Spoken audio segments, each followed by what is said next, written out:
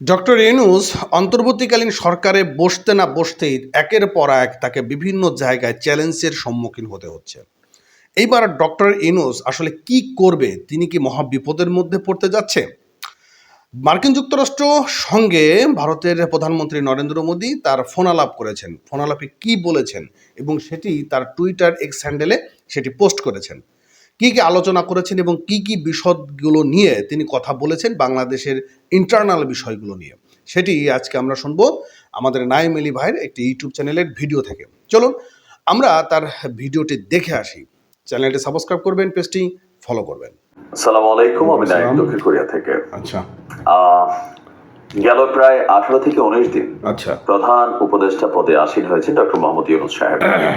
বেশ কিছু উদ্যোগ নিয়েছেন বাংলাদেশের বিভিন্ন ইস্যুতে সংস্কারের জন্য, মানুষের কাছে সেটা প্রশংসনীয় হচ্ছে। আচ্ছা, এছাড়া তিনি রাষ্ট্র ক্ষমতায় বসার পর একের পর এক নানান আন্দোলন, নানান দাবি, নানান ধরনের প্রাকৃতিক দুর্যোগ সকল কিছু মিলিয়ে একটা কঠিন ক্রান্তিকালের সময়টা তাকে পার করতে হচ্ছে। তবে এই মুহূর্তে ডক্টর ইউনূস সাহেবের জন্য একটু দুঃসংবাদও আছে।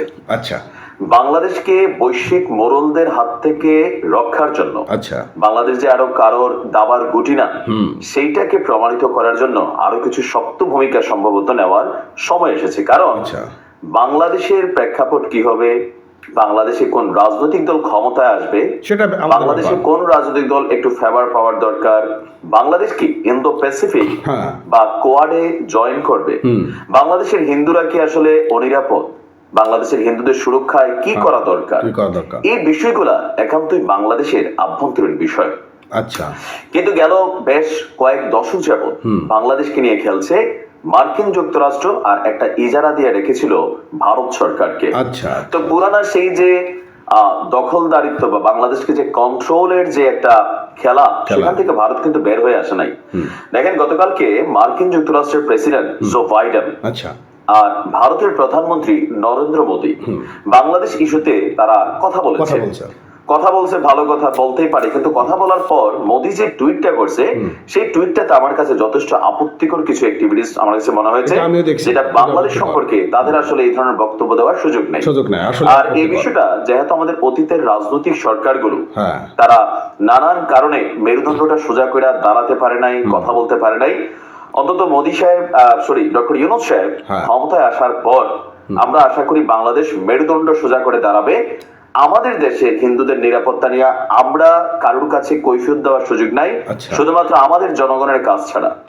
আমরা অন্য কোনো দেশকে প্রমাণ করতে হবে না, বা তাদের দেশের সাংবাদিক এনে প্রমাণ করতে হবে না যে আমার দেশে কি চলে, ভারতে কি চলে সেটা আমরাও জানি। আবার আসেন ঘটনার প্রেক্ষাপট কি।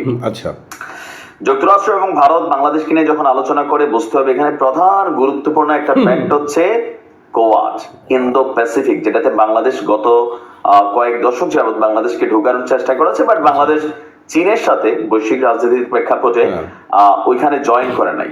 আর যদি কোয়াডে বাংলাদেশ ঢুকে তাহলে ওই যে ইউএস এর যে নেভাল ইউনিটের যে কলামটা ছিল, আমি 2 দিন আগে যে নিউজটা দিয়েছি, বাংলাদেশে মার্কিন ঘাঁটি গড়ারও কিন্তু সম্ভাবনা রয়েছে।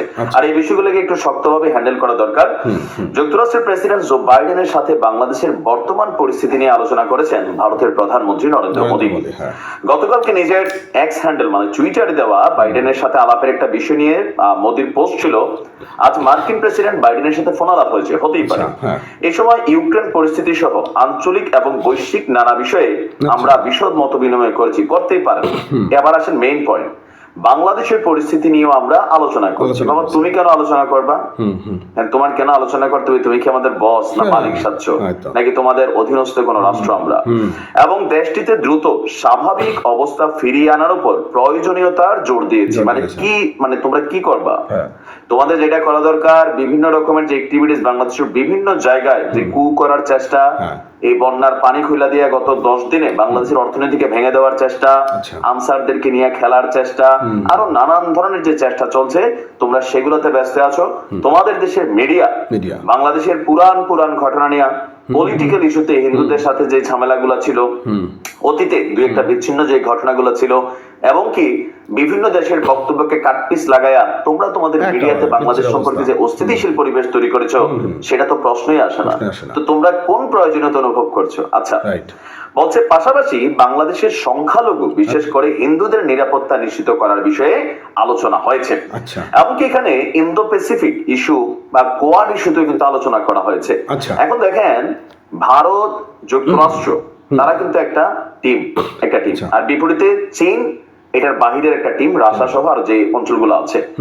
বাংলাদেশের অবস্থানটা আমরা গত বেশ কয়েকটা সরকার যারাই ছিল একটা মিডল পয়েন্টে কিন্তু হাইটা গেছে, কেউ খেলাধুলা বেশি করছে কেউ কম করছে, কিন্তু কোয়াডে কিন্তু আমরা এখনো জয়েন করি নাই।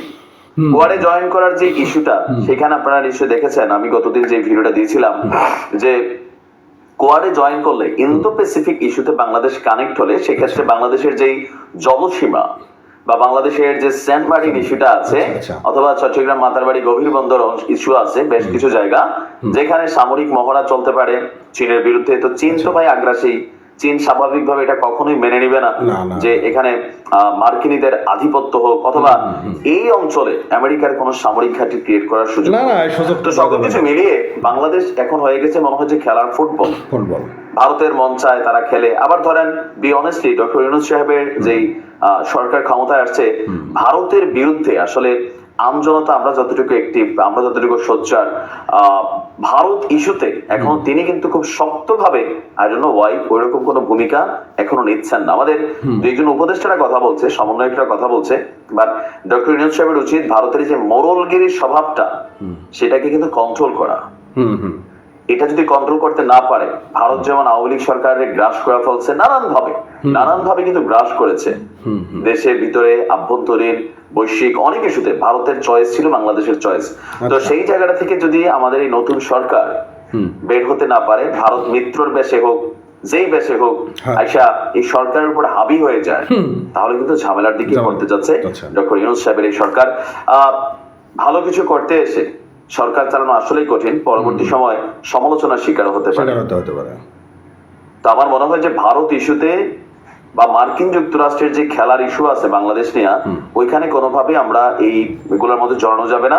আমরা আমাদের অবস্থানে স্পষ্ট ক্লিয়ার করে দিতে হবে যে বাংলাদেশ কি করবে, বাংলাদেশ কোনটা করা উচিত, আমার দেশের জনগণের মধ্যে হিন্দুদের নিরাপত্তা কি হবে, মুসলিমদের নিরাপত্তা কি হবে, যারা অন্য ধর্মের আছেন তাদের নিরাপত্তা কি হবে, এটাই দেশের সরকার, এদেশের জনগণ, এদেশের প্রশাসন তারা এটাকে ফ্যাক্ট হিসাবে দেখবে। আমরা কি অন্য দেশের গুলো নিয়ে কথা বলার সুযোগ আছে? আমরা কি অন্য দেশের ইস্যুগুলোতে আমাদের সরকার কি তাদের দেশের বিষয় নিয়ে এভাবে প্রশ্ন করে যে ভারতে বসবাসকারী 20 কোটি মুসলিমের সাথে কি হচ্ছে?